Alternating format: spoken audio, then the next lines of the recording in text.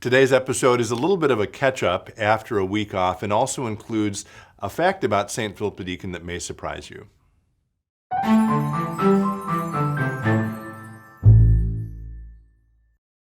Hello, friends. It's good to be with you. As always, thanks for taking a few moments to spend with me today.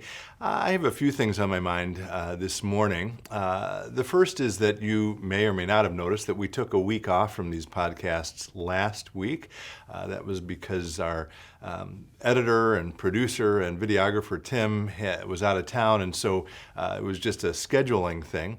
But it struck me how much it's become part of the rhythm of my life and how much I missed it, honestly. So it's good to be back, and I will remind you again, I know we posted something on social media this week. If you have a question or a topic you'd like me to address in a future episode, please reach out to me and let me know what that question is.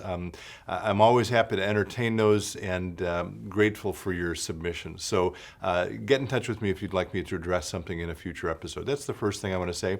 Second thing, in my sermon this past Sunday, I talked about Jesus' command to love one another. And just this morning, prior to taping this podcast, I got a call from a member who had a question about that, a very legitimate and important question.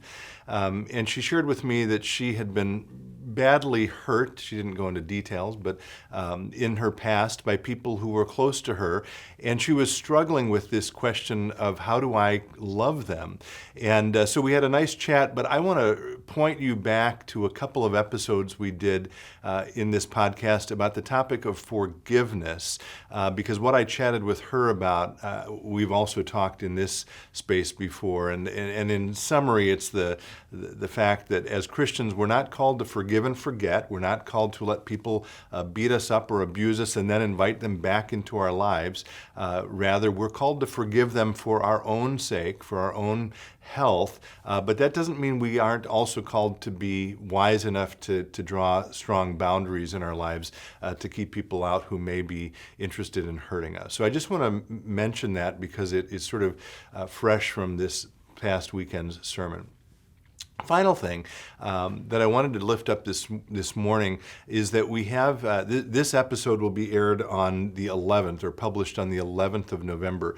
On the 12th, we have another new member class. This one will be virtual. We've done now a couple new member classes through Zoom. And so one thing I would say is if you are interested in learning more about membership here at St. Philip the Deacon, or you know someone who is, please find the Zoom information and join us on Thursday evening. There's no obligation, certainly, but it's a nice chance to just learn about the culture and the mission and ministry of this congregation.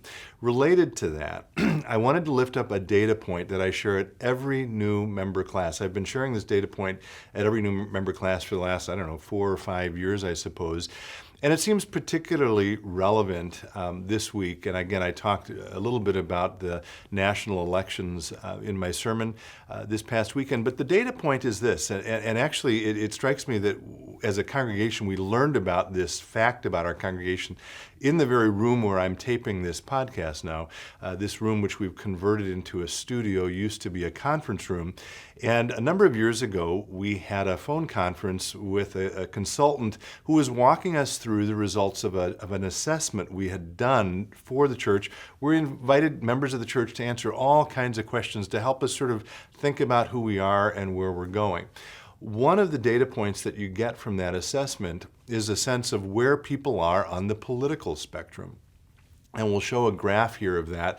But the interesting thing about St. Philip the Deacon is that the individuals, the members of this church, create an almost perfect bell curve, and it's equally balanced on the right and the left. When the consultant got to that data point, she paused and she said, "You need to understand how incredibly rare this kind of result is.